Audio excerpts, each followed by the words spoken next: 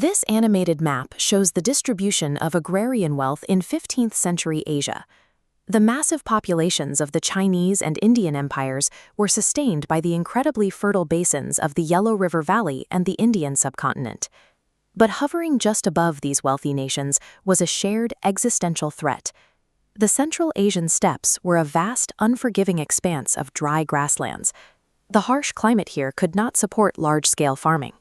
For the nomadic tribes inhabiting this frozen terrain, survival required looking south. They needed grain, tools, and silk to endure the winters, and they acquired them by raiding the civilized societies below. From the perspective of a starving steppe warrior, the fertile southern river valleys were highly concentrated, deeply vulnerable targets. Facing the exact same geographic pressure and the exact same nomadic threat, these two ancient superpowers chose completely opposite survival strategies. China committed to extreme physical exclusion, engineering the most massive defensive structure in human history. India, unprotected by stone, was breached by the nomads, and ultimately assimilated them, inadvertently birthing the wealthiest dynasty the subcontinent had ever seen. To lock out the northern threat, the Ming dynasty decided to upgrade ancient, fragmented dirt barriers into a continuous, impenetrable military fortress. Their objective was to construct a continuous 13,000-kilometer stone dragon that would seal the Chinese border permanently. This diagram illustrates the macro engineering required to build the wall. Kilns burned at 43 degrees Celsius heat to forge clay bricks. Inside, strict moisture control was critical. If heated too quickly, trapped water vaporized rapidly, causing violent explosions. Workers balanced heat to safely release steam.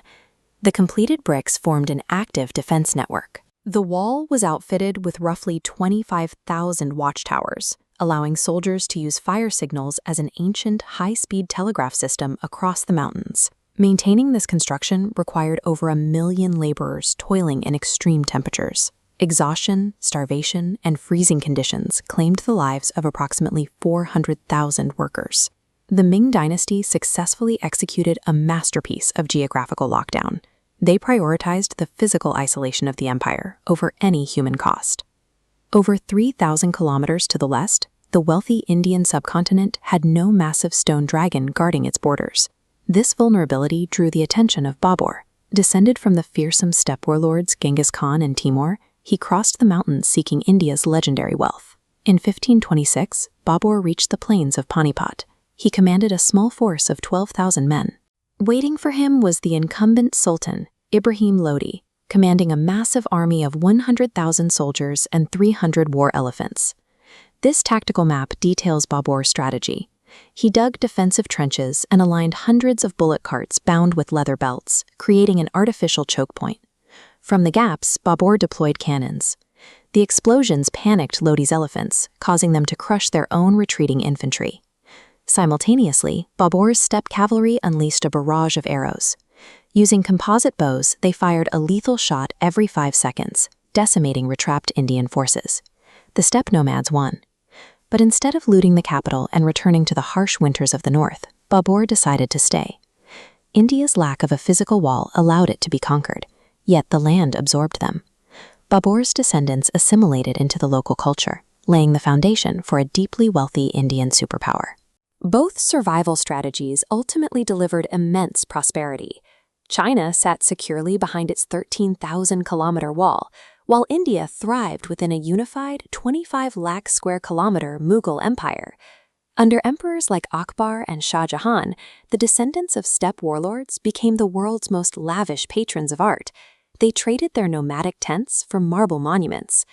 By constructing massive citadels like the Red Fort in Delhi, the Mughals projected an image of absolute, indestructible authority. Despite commanding the world's largest armies and most intimidating fortifications, both of these ancient superpowers fell to the exact same vulnerability.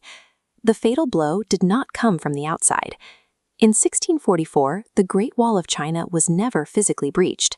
Instead, a disillusioned Ming general named Wu Sungui simply opened the gates at the Shanhai Pass, allowing the invading Manchu army to march straight into Beijing. In India, the collapse was equally internal.